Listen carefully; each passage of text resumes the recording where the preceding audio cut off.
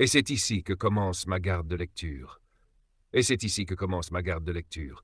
Kingdom saison 5, épisode 3, le général Q-sama. Le rythme du matin est brisé, et avec ce signal, tout s'active. Le calme fait place à l'urgence, et la bataille qui s'annonce est imminente. Shin, sentant la montée de l'adrénaline, se lève, sa détermination se lisant sur son visage. D'un ton ferme, il s'adresse à Karyoten et à ses lieutenants. « C'est bon, on garde la stratégie, on va partir à l'attaque. » Ces paroles résonnent avec force, comme un dernier appel avant le déploiement de toute leur puissance. Chaque mouvement devient précis, chaque décision plus nette.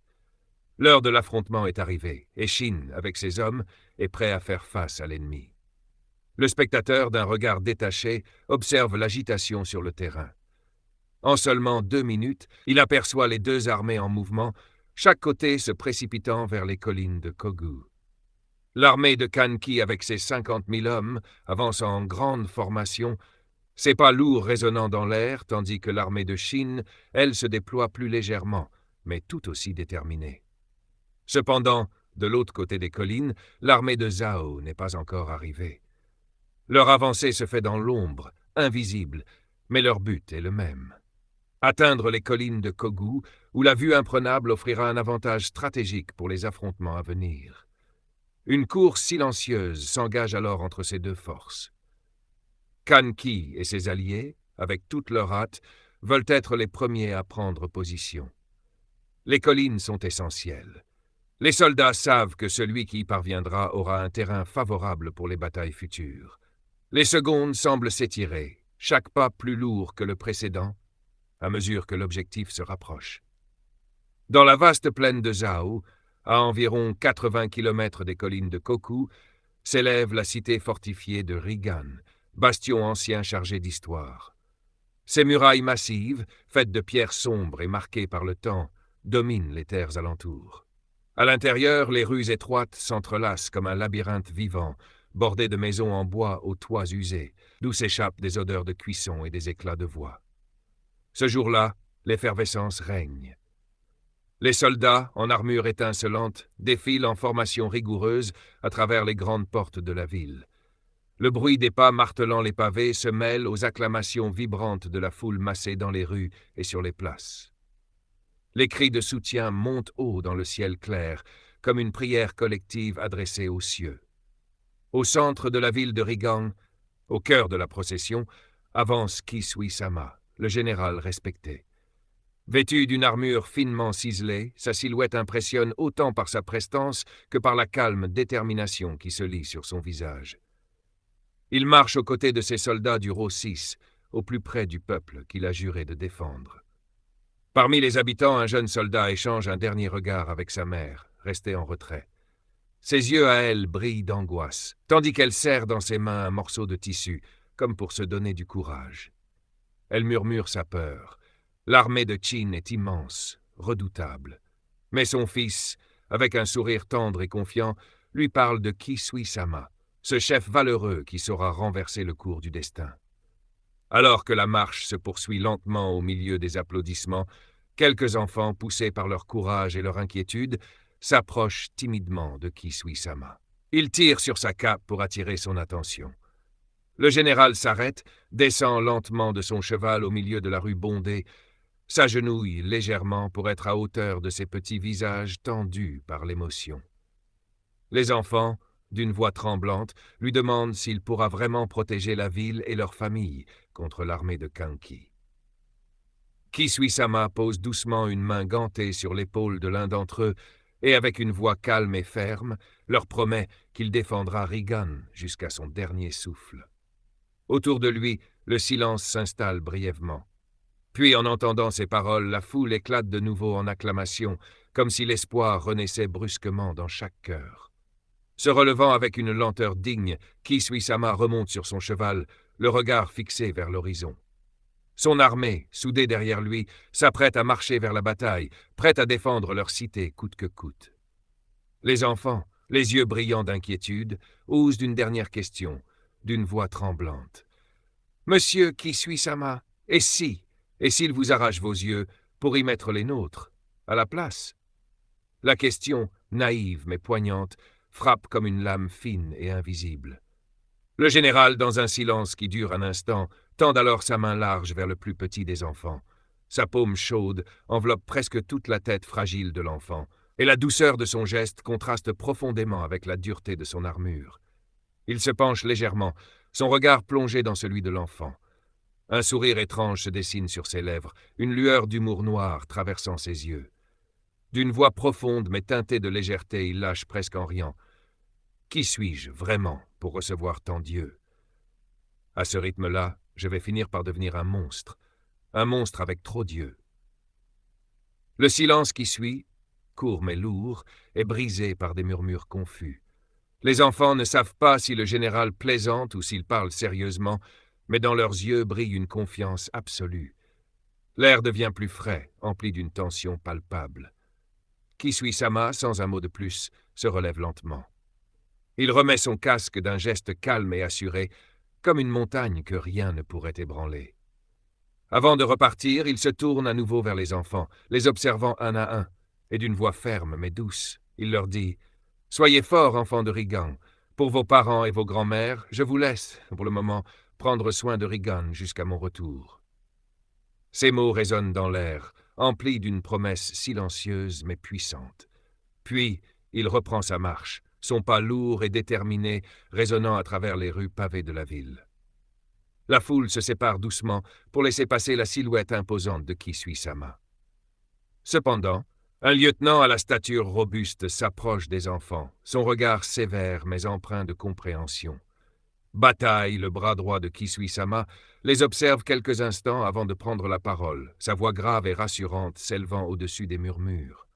C'est vrai que Kanki est un monstre, mais notre chef, Kisui-sama, l'est aussi. Donc n'ayez pas peur, vous êtes entre de bonnes mains. Les enfants, à la fois bouleversés et réconfortés, voient en bataille la même force implacable qui caractérise leur général. Leur angoisse s'apaise, et bien que le doute reste, l'espoir, fragile mais présent, fleurit dans leur cœur. Kisui-sama s'éloigne, la silhouette colossale noyée dans la brume crépusculaire, emportant avec lui un air d'autorité impérieuse. L'ombre de son départ plane, mais ses mots, eux, demeurent. Suite. Kisui, un général respecté, se dirigeait vers le front, accompagné de ses hommes. L'air était lourd, presque tangible, et chaque pas qu'il faisait résonnait dans les ruelles étroites du village. Tout à coup, un sifflement perça l'air, venant du poste de surveillance, au sommet des remparts. C'était un signal, un cri d'alerte qui fit frissonner les villageois. Le son perça la quiétude, et l'inquiétude monta parmi la population. Les murmures commencèrent à circuler. « Est-ce Kanki qui arrive ?» Certains craignaient l'intrusion brutale de l'armée de Kanki, et la panique gagna ceux qui se rassemblaient autour des soldats. Mais le lieutenant de Kisui, d'une voix calme mais ferme, se tourna vers la foule et les apaisa. « Ce n'est pas Kanki. Calmez-vous, il ne s'agit pas de lui. » À ces mots, l'agitation se calma légèrement. Mais Kisui, d'un ton grave, ajouta « Il est venu. » L'air devint encore plus lourd, comme si chaque mot prononcé avait une signification bien plus grande. Et comme un changement d'atmosphère soudain, l'image se déplaça. Keisha, le général de Zhao, arriva à la tête de son armée. Il marchait fièrement, son armure brillant sous les rayons d'un soleil timide. Avec lui, 40 000 hommes, prêts à soutenir Kisui et son village. Les plaines de vent autour de Rinkan se remplirent de soldats, une mer d'hommes prêts à l'action. Alors que Keisha se rapprochait de Kisui, ils échangèrent quelques mots. « Je suis ravi de faire cette guerre avec toi, » dit Keisha, un sourire bienveillant sur les lèvres. « Le général Riboku m'a parlé de toi, et maintenant je comprends pourquoi. Il t'aime bien, parce que tu dégages la même aura que moi. » À ce moment-là, un vieux villageois, le dos courbé et la voix tremblante, s'avança. « Ce que vous ne savez pas, dit-il en scrutant la foule, c'est que ce général, ce n'est pas un simple soldat, c'est l'un des plus titrés, le plus proche de devenir l'un des 3 grands seigneurs. » Il fixa Keisha d'un regard respectueux, ajoutant « Un homme qui rit, mais qui est un stratège hors pair. » Les soldats se mirent alors en marche. La grande armée de 70 000 hommes, composée des troupes de Kisui et Keisha, se dirigea vers Kukui, un vaste champ de bataille dominé par 5 falaises imposantes. Chaque pas résonnait dans le sol. Chaque homme se préparait pour la guerre à venir. Les villageois, à l'écart, les encouragèrent à partir, leur voix emportée par le vent. Les jeunes, perchés sur les remparts, regardaient la grande armée s'éloigner. L'affrontement approchait, et avec lui, l'inévitabilité du combat. 70 000 contre 58 000, une bataille qui allait marquer l'histoire, remplie de stratagèmes, de bravoure et de destinées croisées. Les hommes marchaient avec détermination vers les falaises là où tout allait se jouer. La guerre allait commencer. L'air est lourd, saturé de l'humidité qui émane des racines des arbres géants qui bordent la forêt. Chaque pas de Shin sur la terre battue semble absorber le bruit de l'environnement, comme si le sol lui-même engouffrait les sons. Les feuilles mortes, écrasées sous ses pieds, font un bruit sec, presque résonnant, mais ce son disparaît instantanément, avalé par l'immensité de la forêt.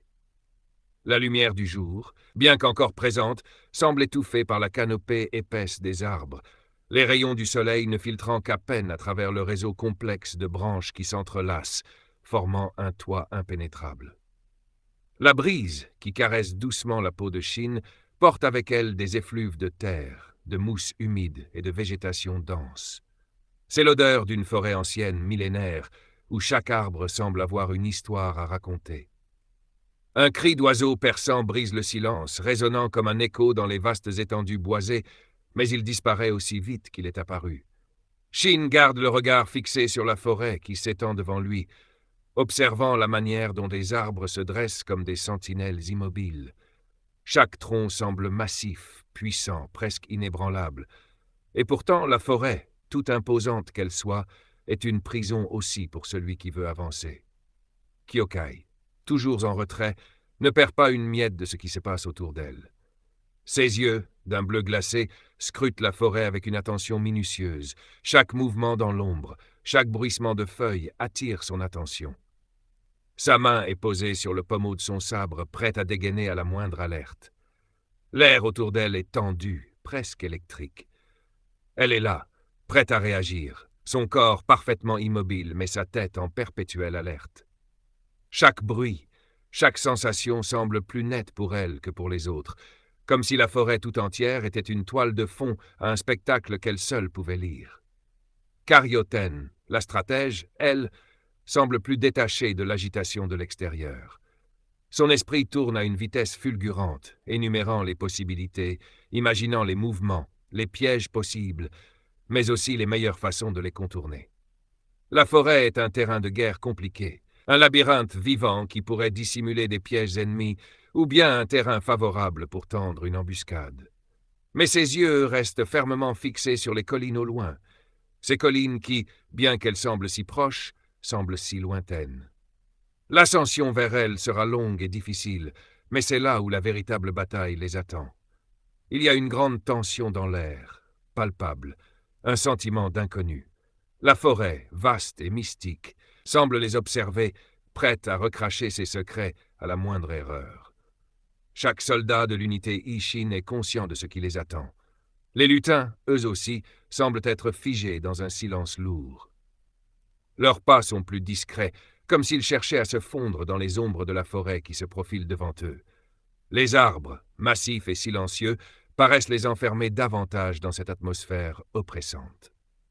Chaque mouvement de l'unité Ishin semble résonner dans l'écho de la forêt, comme si l'environnement lui-même attendait un faux pas. Le bruit du galop se fait alors entendre, un bruit qui se rapproche rapidement. Il brise soudainement le silence, comme un tonnerre qui fait vibrer le sol sous les pieds de Shin. C'est un cheval, ses sabots frappant le sol avec une force presque brutale. Ce n'est pas un simple cavalier, c'est un messager, un porteur de nouvelles urgentes. Son cheval, luisant de sueur, semble épuisé, ses flancs se gonflant rapidement sous l'effort. L'homme qui monte est fatigué, son visage pâle et marqué par la poussière du chemin.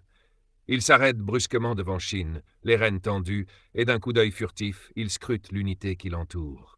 Son souffle est court, presque haletant. Il a couru, probablement sans relâche, pour arriver ici aussi vite que possible. « Shin de l'unité Ishin, le boss veut te voir. » La voix du messager est pleine de précipitation, comme si le temps lui-même était contre lui. Shin lève les yeux vers lui, un éclair de compréhension traversant son regard. Ce n'est pas un simple message, c'est un appel à la réunion stratégique qu'il attendait. Il échange un regard rapide avec ses commandants. Ils savent tous que cette réunion pourrait décider du sort de la bataille à venir. Shin, sans hésiter, tourne son regard vers la forêt une dernière fois, puis fixe les collines, leurs silhouettes s'élevant comme une promesse au loin. Il sait que le chemin vers ces collines sera semé d'embûches, mais il n'a pas le choix. C'est là que la victoire se trouvera. Un de ses commandants, plus jeune et un peu plus nerveux, s'approche et avec une note d'inquiétude dans la voix dit « Chef, il faut que vous descendiez rapidement. » Il est visiblement perturbé par l'urgente nécessité d'agir rapidement. Shin le regarde un instant, son visage à la fois calme et résolu. Sans un mot, il descend la falaise, ses muscles tendus dans l'effort. Chaque mouvement est calculé, mesuré. Il ne laisse rien au hasard. Ses soldats, en ligne, suivent son exemple. Ils descendent la pente rocailleuse avec agilité, un à un, les bruits de leurs pas se mêlant à l'écho du vent qui souffle dans les arbres. La tension monte à chaque pas. Ils avancent sous l'ombre des arbres, traversant un tapis de feuilles mortes et de mousses épaisses qui matifient le sol. Le bruit de leurs mouvements se fait plus discret à mesure qu'ils s'enfoncent dans la forêt, mais la conscience de ce qui les attend ne disparaît jamais.